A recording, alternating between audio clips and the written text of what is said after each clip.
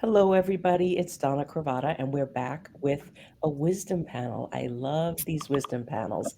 And this one is all about curiosity and the places that we'll go when we're curious. So I'm going to do a quick introduction to our panel, and then we're going to dive right in. If you've got any questions, put them in the comments, and we will address your questions. Kim DeYoung is a choice coach, a creator of the choice mapping system, and an incredible connector. She's also the author of the Book of Choice. Jen Urezzio is the founder of Soul Language, a pioneering system that puts tangibility to the soul. Carol Walkner is an energy healer, clairvoyant, medium, Narcissist-Slayer, speaker, and coach. Beth Knaus is a award-winning copywriter, messaging consultant, CEO of That's a Spade Copywriting Services, and Anita Adams is a spiritual entrepreneur, creator of the Wisdom Way method, host of the Joyful Journey podcast. She's a speaker and an author of a brand new book, Whispers of the Soul. So, welcome everybody, and we are just going to dive right in and let's just talk about your curious journey. So let's kind of go around the room, say hello, and talk about what makes you curious. How has it changed as you've crossed over the divide of 50 or 60 or whatever. So Kim, do you want to start? Yeah, I love that question. I feel like everything about how I live is about being curious. I mean, all I really want to do is to ask people questions about who they are, how they got to where they are, what they want to do now that they're where they are, how they want to look back at where they were. I mean, I just find people and their journeys fascinating. And I'm also curious about mine. I love digging into my own self about it. So I think it's a beautiful experience both to focus outward and to focus inward. Okay. Anita?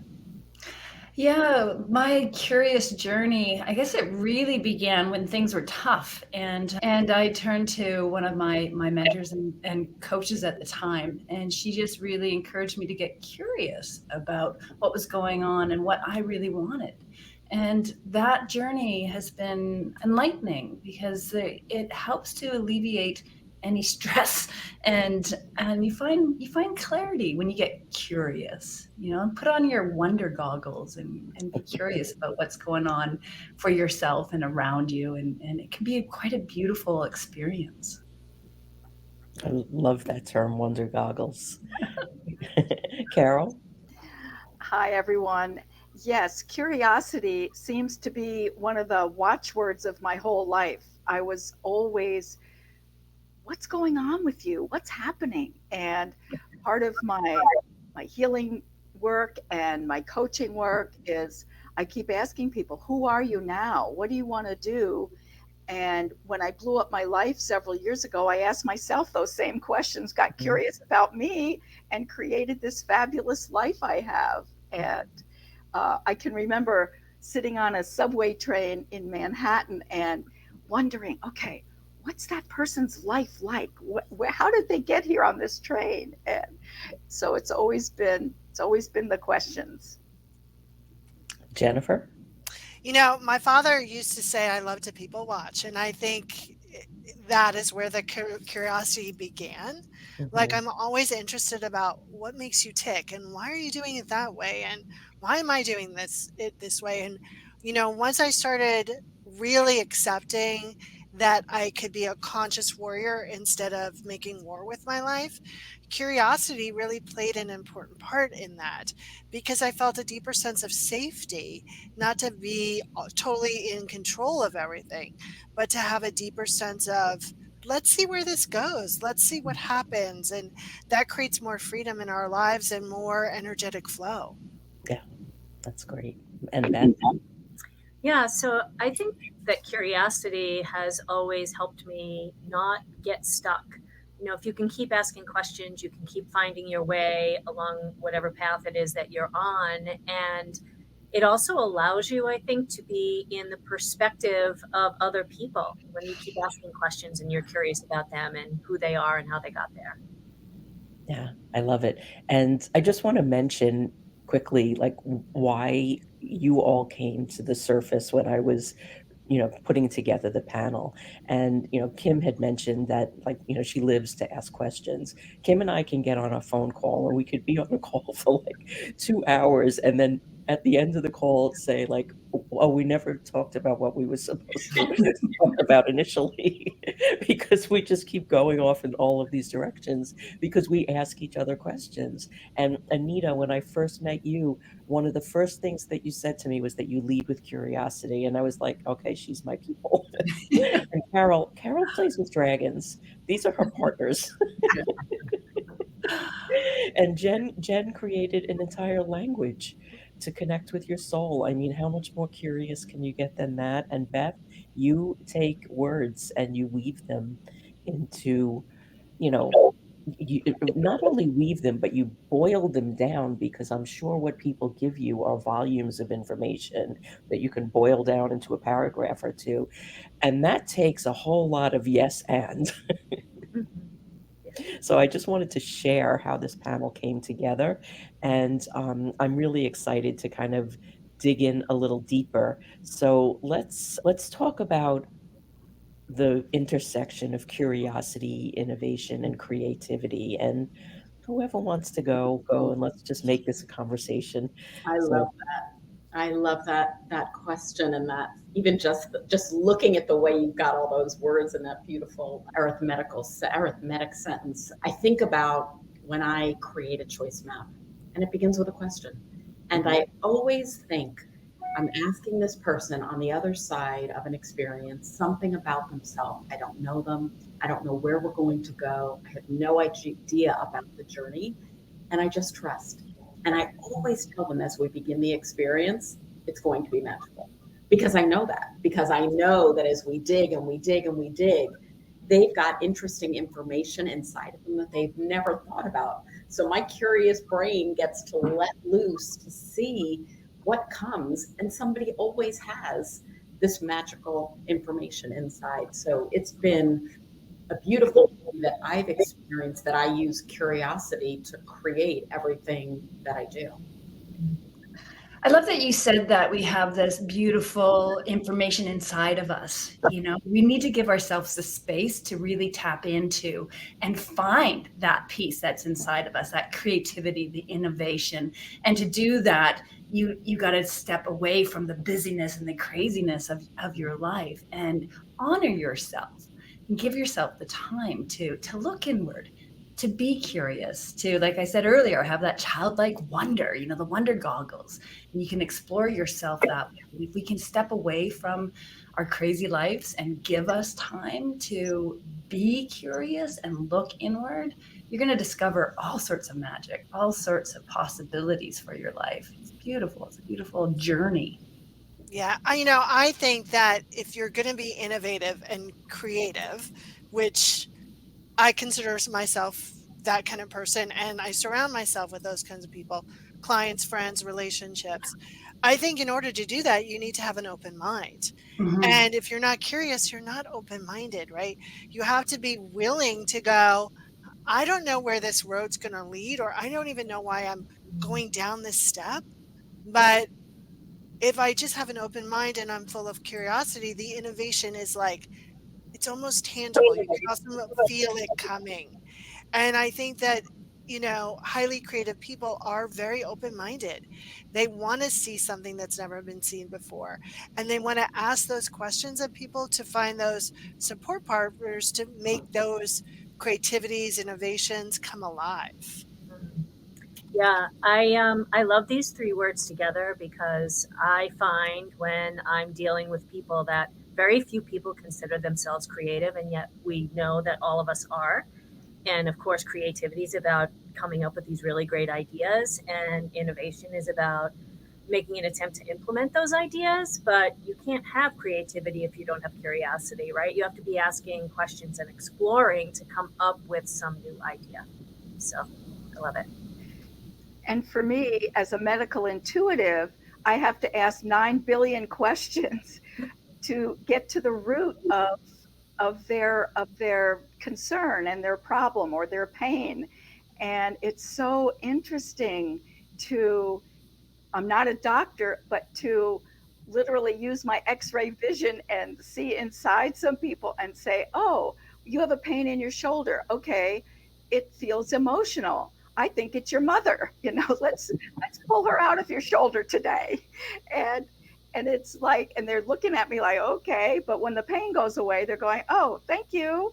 And the creativity, we have to have the curiosity to allow our brains to keep going and going and asking and wondering. I love the wonder goggles. And because that's how we get the answers for our clients and friends and whomever we're curious about. I got a question. Yes. Can I jump in? Yes. I want to know from this panel, do you feel like you have to be courageous to be curious? I think courage is such an integrated part of being human, right? In order to take any step outside of your box or your norm, you're going to have that courage. You have to tap into that. And I think they kind of go hand in hand, especially for me. I think sometimes to ask those questions takes a lot of courage. I mean, I've known Kim for like 20 years and she's asked some amazing questions that I'm like, I don't think I would have the courage to ask that question. Like, that's kind of probing. And yet, yes, let's go there. So I think they're one and the same. Yeah. I wanted to say something that's interesting that you made me think of when you asked that question, Anita, which is I have 3 children, and my youngest at one point, it was relatively recently, he said, Mom, what do you think I need to do? Like, where's my growth opportunity? I said, your growth opportunity is to ask questions of others, because I think the younger generation doesn't necessarily do that. And he said, but how do I do that? I said, the simplest could be, tell me more. What happened last week? What happened when you went home with your something? And it's hard to do it. And it's an interesting thing to tell the next generation of, like, what does it mean to be courageous to ask a question of another person, not knowing where it's going to go, but to be open to the power of what could happen in that conversation. Yeah. It's really important. I think you need to let go of the fear of what the answer might be. Yes, And absolutely. that's where the courageousness comes in. Yeah. Because I think that we often don't ask the questions that need to be asked, whether it's of somebody else or ourselves, because we're afraid of the answer. Yes. But when you can put that aside, then you'll uncover things that you never would have uncovered if you sat in your fear. Yeah. I actually feel like I agree with what Jen said. And then the flip of that also is that by being curious and asking questions, you can get clarity and information that helps you be courageous in whatever your next choice is and what you decide to do. It's really good stuff. Yeah. And then, so kind of an offshoot of this, and we had a pre-panel call. And on this call, Jen said, pride chokes curiosity, which we were all stopped in our tracks when she said that. And let's talk about this, because it's not only fear that gets in the way, but it's also pride, and they are so intertwined. So I would love to hear from some of the spiritual folks here on how do we address that pride, that fear. I'll go. So often we'll hear, especially as master healers, we'll hear, oh, but I worked on that before. And I've said it myself, like, oh, I've worked on that, right? Like that kind of, I've done it, I've done good, I am better. That kind of pride stops any real deep introspective work. And, there's a great part of reflection, but when we move into that pride, we're actually stopping the evolutionary process because we believe that we know better. Mm-hmm. And listen, I can be prideful, but I also know the more I know, the less I know. And that kind of attitude allows me to go, okay, I really might not know what I'm talking about here, or there might be a bigger question, or maybe there's something more that I get to explore about myself. So when we let that go, and pride only for me comes from a feeling of not feeling good enough or not being enough. And when I pause and I activate enoughness from there, then the pride dissipates, and then I can move into curiosity pretty quickly. I think Nancy hit it on the nose by saying isn't pride a form of fear? It is. It really is. Yeah, we're so afraid sometimes to show our insecurities that we don't ask questions. We don't seek help. We don't explore new possibilities because we feel it's going to reveal our weaknesses or something, our inadequacies. But I loved what you said, Jen, about it stops the evolutionary process. That's so true. We can't evolve if we don't get curious and ask and step out of our comfort zone. And step into beginner mind. I think that's it, to the point that's being shared. It's like, we think we know, we think we've been there. And what does it mean to go into anything, like to come into this conversation, to come into work with a client, with a child, with whomever, and assume we don't know, and to be okay with not knowing, and in the not knowing, have the ability to ask the question, to dig a little deeper, and to admit that we don't know. Like that is, that takes courage. Put it that way. That definitely takes courage. Yeah. Carol, how does this show up in the body? So that's a very, very good question. So fear is a kidney bladder issue. So you would have lower back pain, and grief, disappointment, sadness is a large intestine issue. So whenever I'm working with a client and I feel like there's an elephant standing on my chest, I go right there, get curious and say, okay, what are you disappointed about? What are you sad about? Are you grieving something? And grief could be I've lost my job, or I stubbed my toe. I mean, there's all levels of grief. So it helps me be curious and ask the right questions. So we go into the emotional issue, and then I clear, and I clear what's going on in their body, and then I can breathe again. And I also loved what Jen said about the not enoughness. That really that stops a lot of us until we realize, and it makes us be curious maybe about our own selves, to say, okay, oops, why is this coming up? Because we've had 10 other scenarios that we were enough. So we can ditch that not enoughness now. And Beth, this must come up in your work. Oh, it totally does. I mean, even, as a writer, for me, it comes up in, writer's block or procrastination, but I see it in when people feel that they're in a vulnerable place based on questions that I'm asking them to figure out what their clear message is. Yeah, pride definitely does come in there. It's a defense mechanism, right? Yeah. Amazing. Oh God, I could talk about this all day long. All right, we're going to segue into something else. So how you approach decisions and choices through curiosity. I'll jump into that, since I live in the world of choice. One of the things that I experience with people is taking them, let's just imagine you want to understand more of who you were, and to look back at a choice that you made, maybe one that you have regret, maybe shame, something, and to really go in there, like, who was I when I made that choice? How was I showing up? Like, to be open to going somewhere that may be painful and be hard, to get that information so that you can heal. And it's interesting, I'm thinking about Carol, like, what would happen for somebody if they really had that deep experience of exploring their past, their stuff, things that they're sitting with regret and shame about, and really went there? How might that shift how they're feeling in their body? Yeah, I love what you're saying. And, exploring how to make decisions for me, and what I coach my clients is, again, carving out time for yourself so you understand who you really are and what you want. And there was a study done a while ago that said that something like 2 to 3 3% of North Americans know their core values. Only 2 to 3% of people. And that shocked me. But it also, I also went, yeah, you know what? I was one of those people before I really started to look inward and understand who I am and what I want.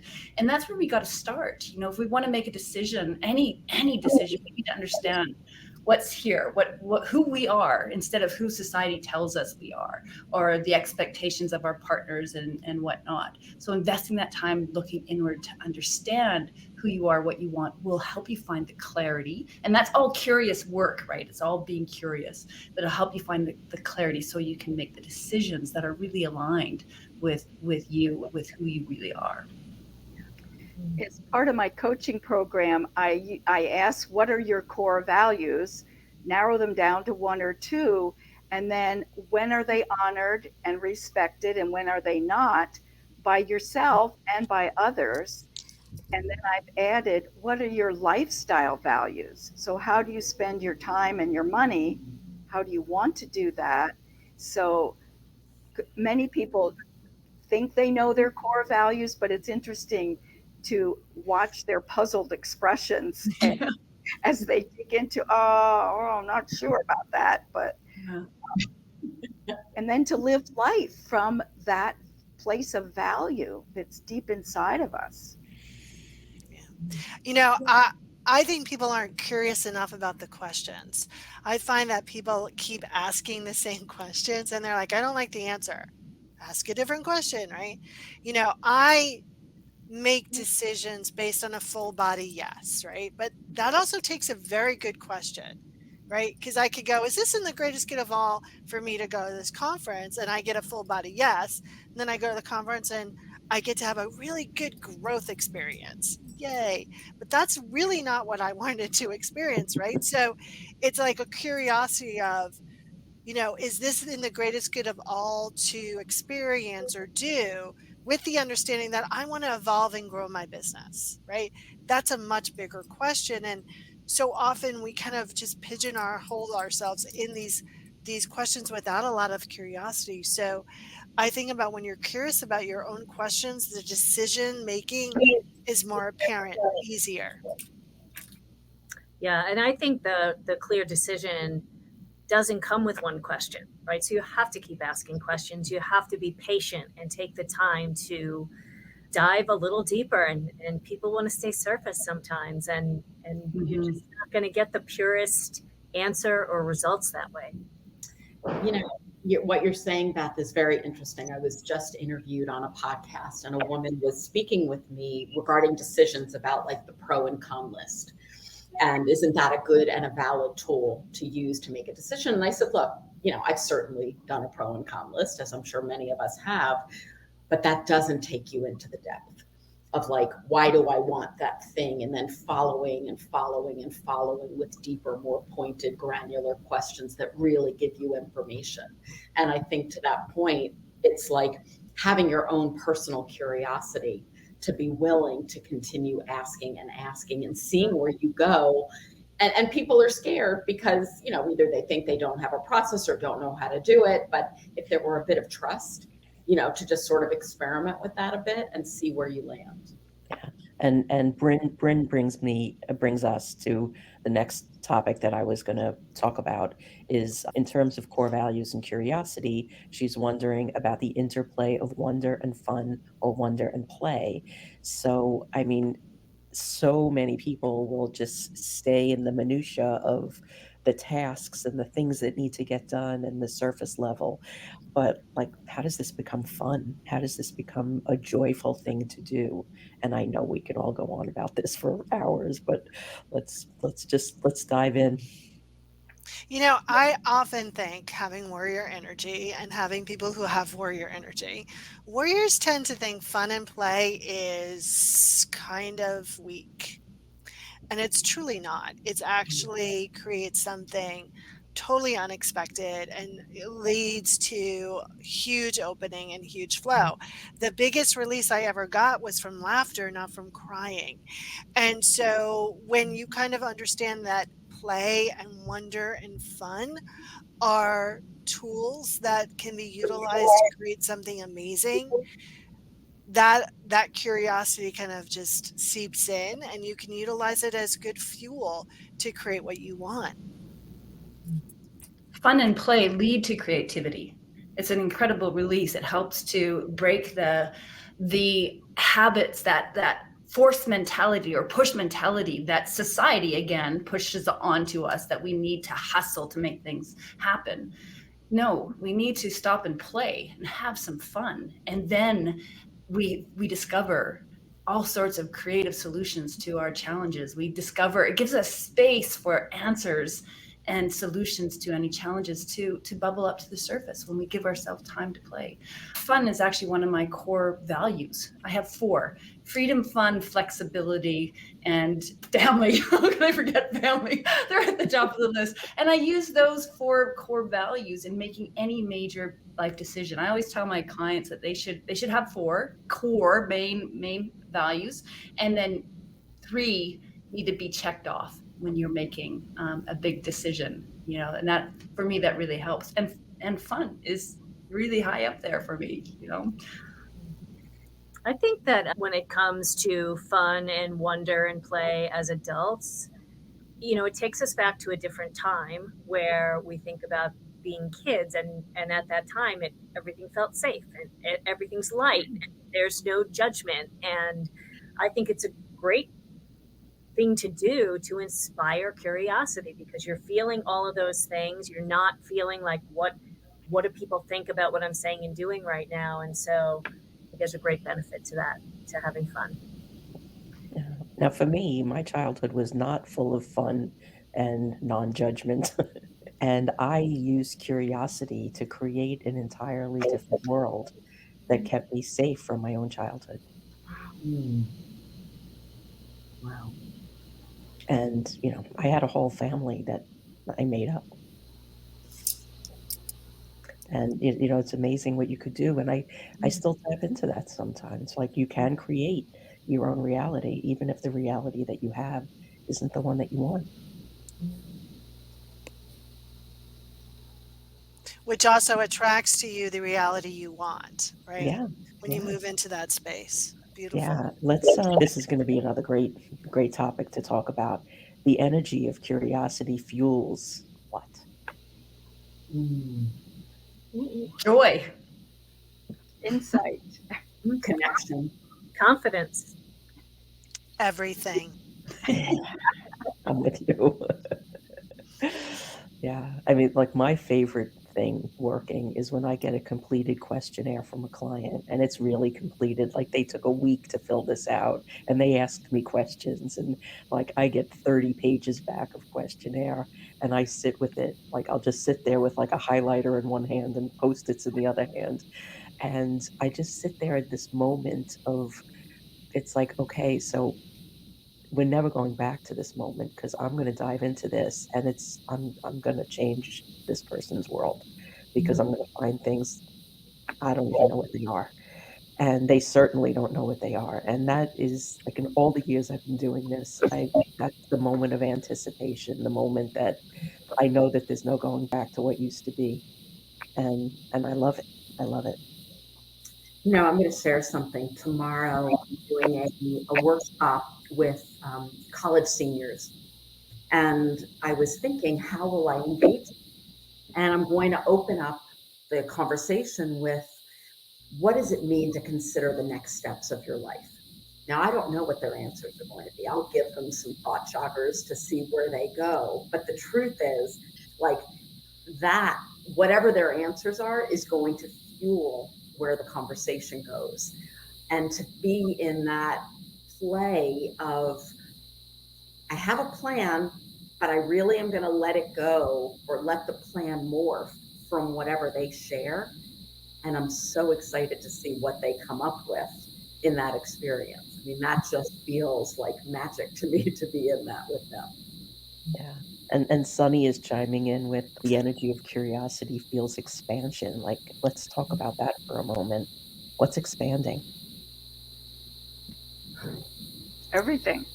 Back to connection. Expanded. Yeah, and I think what Jen said earlier, it's part of your evolution, right? When you're curious, you're growing. So it's an awakening process, you might even say. Right. Opportunity, possibilities, things that come out of it. Yeah. It also gets you, hi Sunny, it also gets you on board with expansion through ease, right? So often people fight expansion, but if you're curious about it, it allows you to kind of expand with a lot more grace, a lot more breadth versus the death grip of control. And since resistance is futile, I'm willing to get on board with, you know, the ease, the grace, the simple, rather than, although I've done the death grip of control, it's just not fun. No, that's when we need Carol. Yeah. Oh, let go. So, Carol, how do we let go of the death grip of control? Call me. No. So the year that I blew up my life or made huge changes, my word was freedom. And I was very curious how because I was in the death grip of control. If I have to stay here, I can't leave this relationship. I have to blah, blah, blah. And it's like, what if things could be better? What if, if my life could be wonderful instead of okay? So put everything in storage, left a long time relationship and drove from New York to California and never looked back, and the happiest I've ever been. So like I let go, and it was faith and trust that I would be led to the right place or the right goal and eventuality, and faith in the universe. The universe has my back, and I'm on this journey, even though I'm in my 60s. It's okay. That was years ago. And it's been fabulous.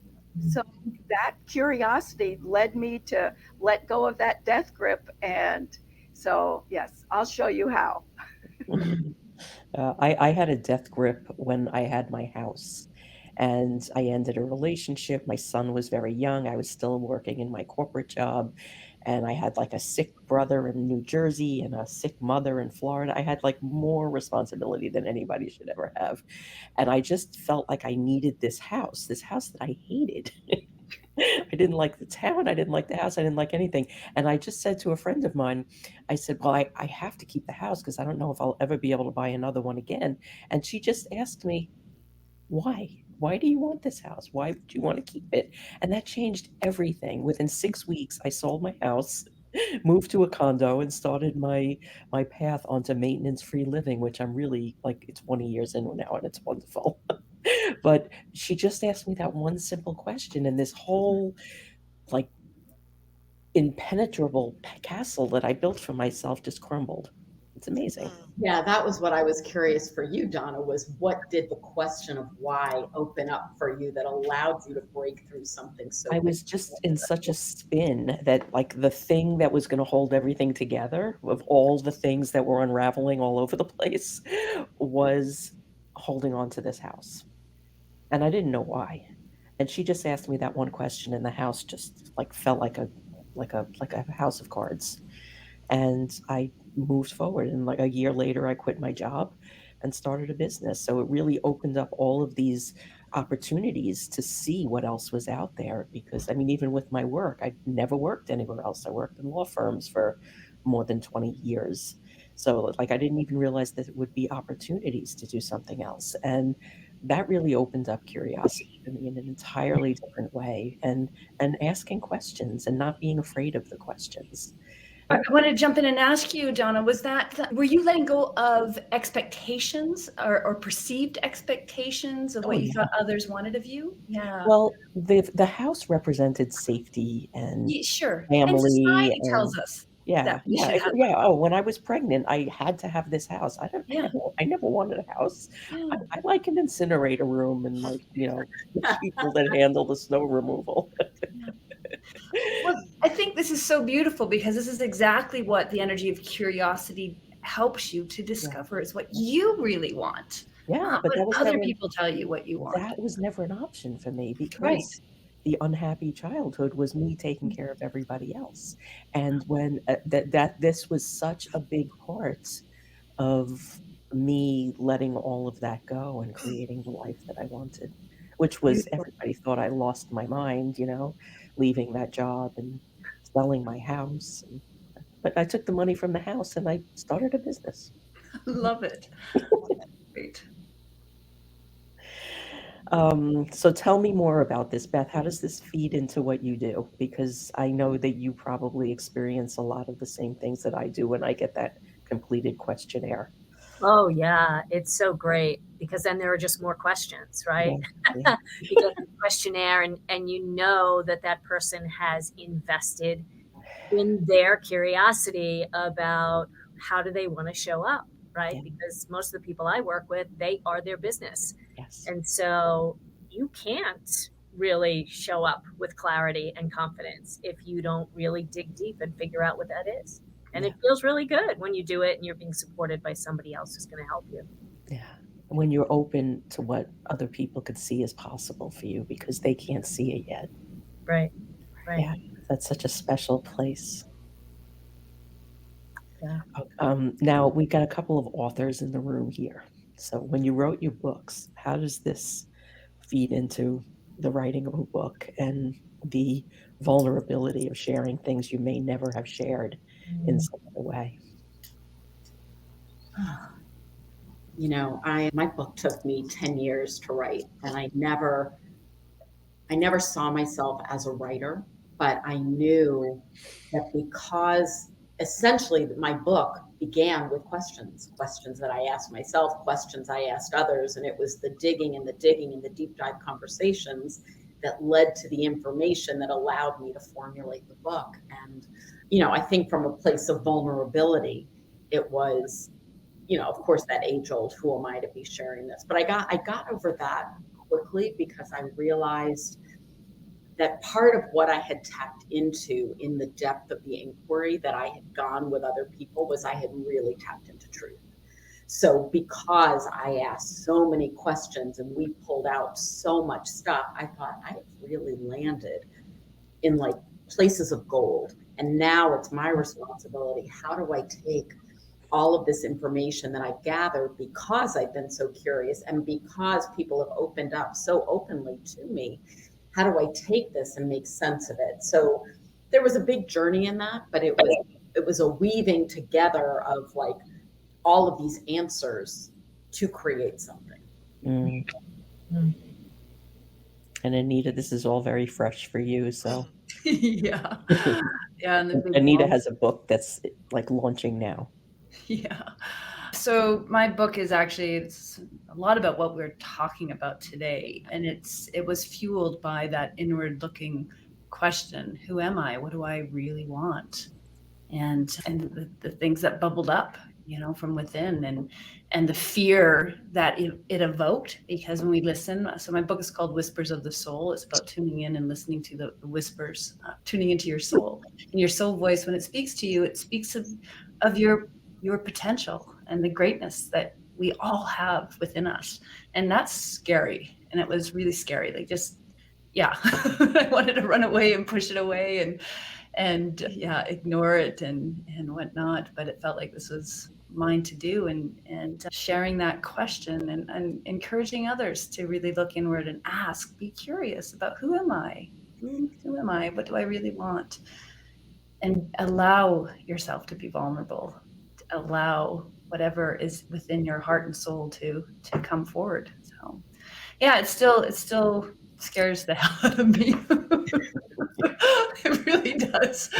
And it will for another week. Yes. Yeah. Bryn is weighing in that she's noticed how the word experiments removes the heaviness and pops open curiosity and possibility. Anyone want to weigh in on this? I would love to. Interestingly, Bryn, one of the things that I often do when I'm speaking with someone about a choice, and I will say, I choose to do X, whatever X may be. Instead of the word experiment, I'll often have them include the word explore. I choose to explore I choose to explore moving. I choose to explore a new relationship. I choose to explore changing my job. And the concept of explore, experiment, it opens up. There's like a softness. It's a bit less committal. And it opens up this sense of possibility and curiosity just there, because you don't have to know. I think the softness is really what I've experienced, opens people's thoughts up to going a little bit deeper. Good.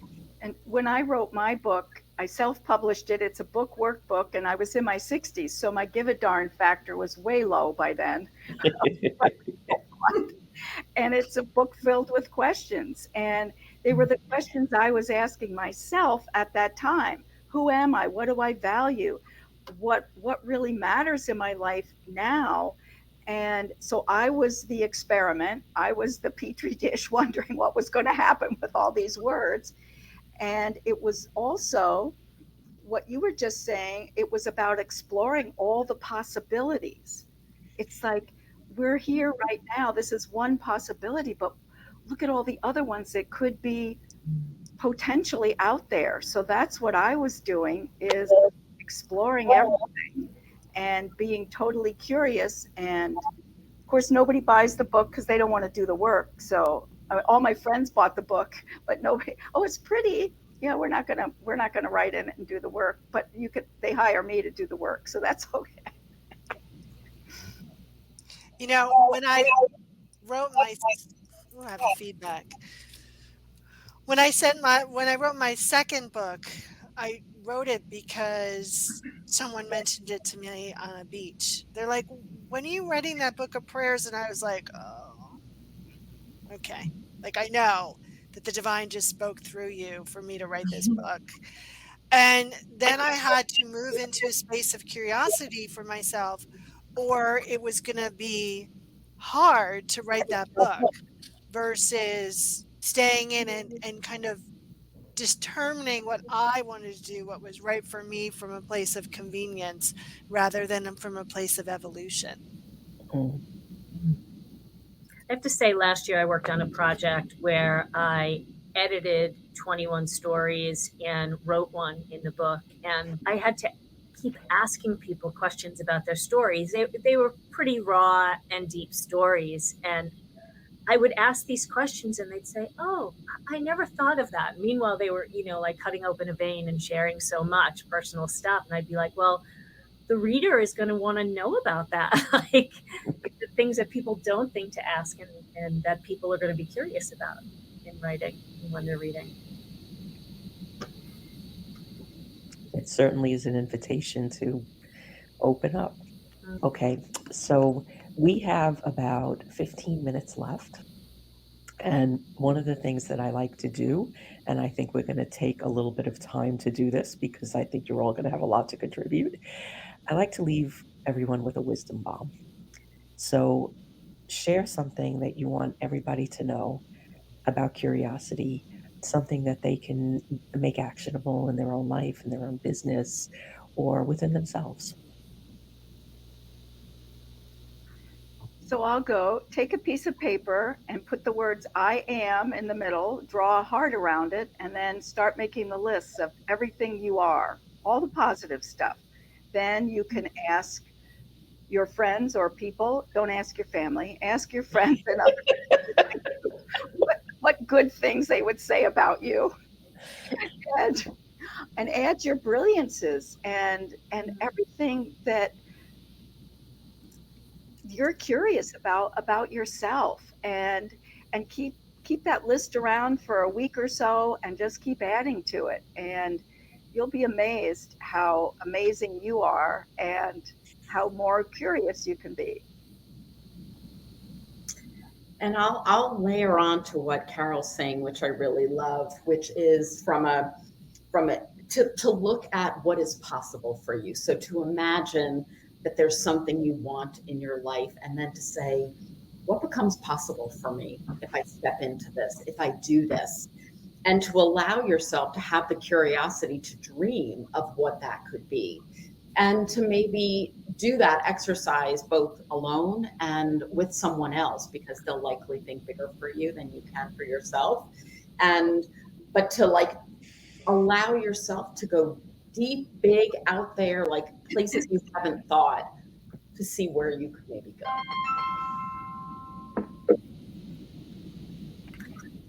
I to jump in and add something here. If you want to develop or strengthen your courageous and curiosity muscle, you can do this one simple thing. Carve out some time, 10, 15, 20 minutes every day, and go for a mindful walk in nature. And this one simple act will transform your life. It will transform your life. This is time where you can experience the awe of a natural environment and connect with your higher self and get curious. Put those wonder goggles on and get really curious about who you are, what you want, and why it matters. Those are 3 great questions that you can walk with. And if you did that every day for even a couple weeks, you would see a big difference in your courageous and curiosity muscle. This makes me think of something my dad used to say all the time, and it aggravated me then, and now I can see.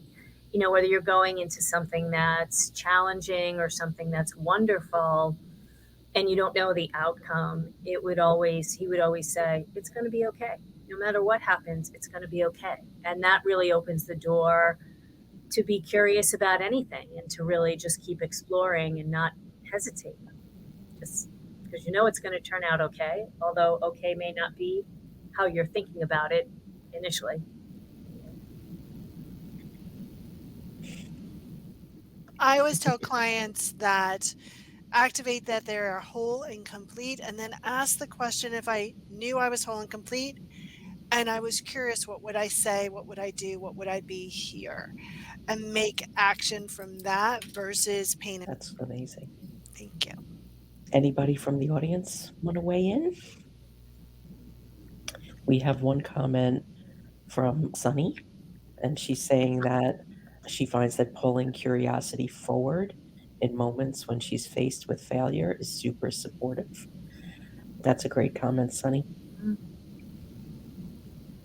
Well, it's sort of what, again, failure is kind of holding you in the past, and curiosity is pulling you into the future. Mm-hmm. So it's sort of that, that there's that shift there. So when you are curious, you have of course you can be curious about what the past was, but just the nature of the inquiry is moving you forward. So out of something that you may not be aligned with. I think a question that I have for all of us, and this is just some weighs in my thoughts a lot as I speak to a lot of emerging adults, kind of adults under 30. It's like, what can we really do to support them to open up, to be curious? I find, again, just with technology and texting and all of that, they stay so insular in a little box. And what does it take to open their thoughts to realizing the power of the wisdom? That's something that really weighs on my thoughts a lot. And Nancy is weighing in with, she gets a lot of comfort from remembering that she's enough, she's okay, and she's loved. That's great, Nancy. Thank you for sharing. And Nancy, is there any strategies that you use or anything that you'd like to share? I have a curiosity question for Nancy. Oh, okay. Jump right in. What does the LI stand for? LinkedIn. All right. That was obvious. I'm thinking like Long Island, like legacy, like, okay, like it. That's great. Oh, wait, let me go back to Nancy for a minute. Nancy, did you have anything else to add? Just pop it in the comments if you do. Does anybody else have strategies that they use for? I can ask questions and not feel safe being vulnerable when it's especially obvious answer to everyone. Any strategies for how you remind yourself that you're enough?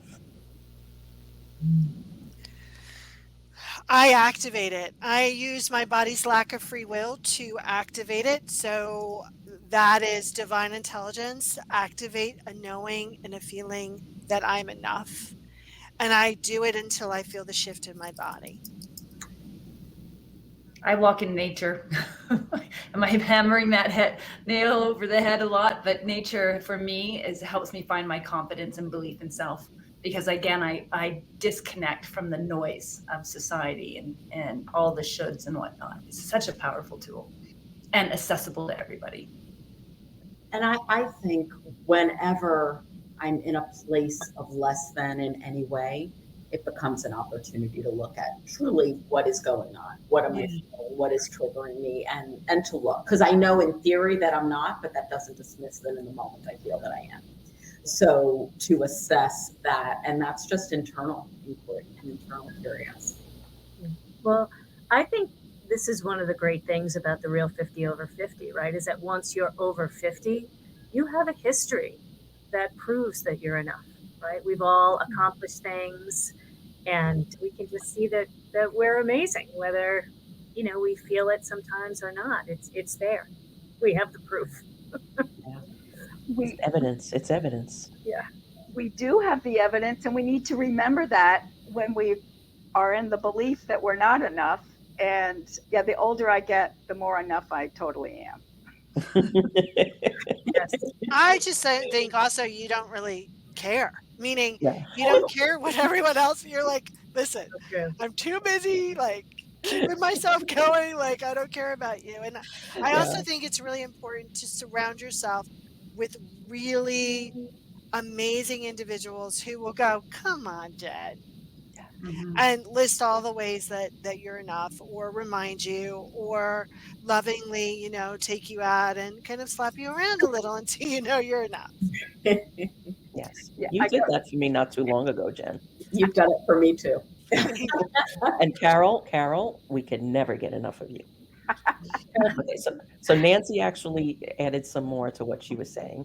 She says that she does not take herself too seriously, and that includes laughing, taking a higher perspective than my petty self.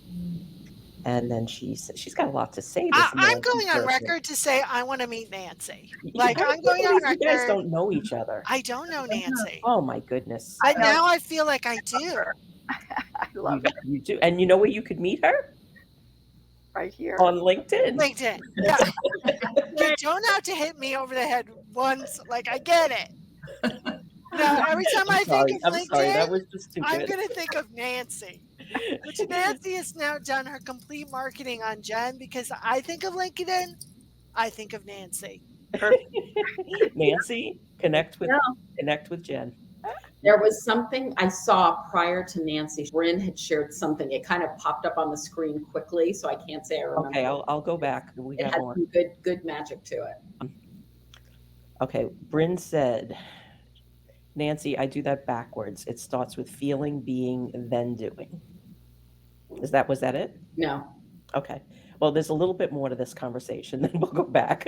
And then Nancy is saying to Bryn, yes, it's to be, do, have. However, we all start out life in the wrong direction. Oh my God, we can go for another hour on that. And Nancy wants to meet Jen. Yay! A 50 over 50 love connection. I love it. All right, I'm going to go back and find Bryn's comments. This is probably it. Curiosity is just the best can opener to anything, and the perfect WD-40 to dissolve my own not enoughness whenever it has an opinion. Yes. Are we giving out awards? Because if we are, I think Bryn gets it. Yeah. All right, I've got, will this work? It's like a sand globe with. Yeah, it's Bryn's award. I don't bells in care. it. Yeah, I don't have it. But I think she should get it. Okay. Is this curiosity and fun right now? Are we experiencing this? Could be. Bryn, do you want to weigh in more on this? You seem to have gotten the attention of the panel here. Oh, wait. I want to meet Bryn, too. I don't want to, like, alienate Bryn. Okay. Bryn, I want to meet you, too. All right. Everybody connect with everybody. Yeah. And these are all real 50 over 50 women, okay? So what I keep saying is the people that we're out there looking for are in this group of what is now 103 people so far. So just connect. I cannot say that enough. Every time there are connections, I get comments or emails or IMs saying like, oh my God, why didn't I know this person before? And it's just actually, Kim, can I talk about the little project that we're gonna do? Yes, it's a good one. Okay. So Kim and I are going to work on a choice map of the real 50 over 50 connections. So I'm going to be reaching out soon with a questionnaire of who you've connected with and what the impact has been, how you connected. And Kim and I are going to kind of put this through one of her map sessions. It'll be a And people map. It'll be a people map that clarifies, Donna, you connected to so-and-so people, and then we each may have connected to others, and it's really going to show the power of connection that truly all began with Donna and her idea and where it led. here's what Bryn says. And here's what Sunny says.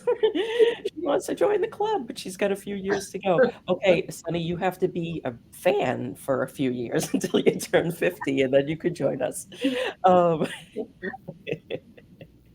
But yeah, I mean, this was my vision for this whole thing. It wasn't to create something where I'm charging $10 a month or do something like that. It was, I saw the power of the connection, and I saw that the way that we will all be more visible is through each other. And that's what this is all about. So here's something I think, which is really interesting from a place of choice. What if the community of the women that you've gathered together, like if we really made the commitment, each of us, to choose to dig into like who each of the women are and what all the collaborative, interesting things are that we could do. Like I have got to believe from the perspective of like enoughness, we have like 10x, 100x of enoughness within just this community of 100 plus women. Love that idea. Love it. And Nancy is saying wisdom comes at many ages, 100%. This project was about what happens after you turn 50, because something chemical happens in your body, for sure. Mm-hmm. And I believed that before I turned 50. And now I'm turning 60 next week, and I've interviewed 57 women, and this is the 7th panel. And it is consistent across all of the interviews that something happens at 50. And Bryn, what are you saying? Oh, I'm a human wildfire. Well, maybe. True. Okay, so we have 1 minute left. Anybody have anything to add? Just a big shout out to you, Donna. You're so awesome. Thank you. Thank you. Thank you, because, this is not just me, it's all of us, and we all have so much to share. And I just couldn't imagine doing any of this without any of you. I mean, some of us go back years and years and years, and some of us, we've just met, but it doesn't feel that way. And I just feel like we're at the beginning of something really special. Thank you for gathering us all together. Yeah. This was very generative in so many ways. Hopefully for everyone listening, as well as for all of us participating. Thank you. Well, we're having too much fun to care about this, listeners. And if you are listening on a replay, put the comments in, tag us. We will come back and we'll keep this conversation going and connect with all of these lovely, wonderful, brilliant, wise women. And, we're just getting started. We have a whole lot of ruckus to make. And we're all curious about all of you out there. So Yes. Come join us. We've got a lot to share, and keep coming back. We've got interviews booked into January 2025, and next month's panel is going to be on mental wellness. And we've got topics all the way through the end of the year. So we'll be having a wisdom panel every month. And, just connect with us, engage with us, introduce us to other people. We'll do the same. And let's keep this conversation going. Thank you all for joining us today. And this was just curious fun. So fun. Bye, everybody. Bye. Bye.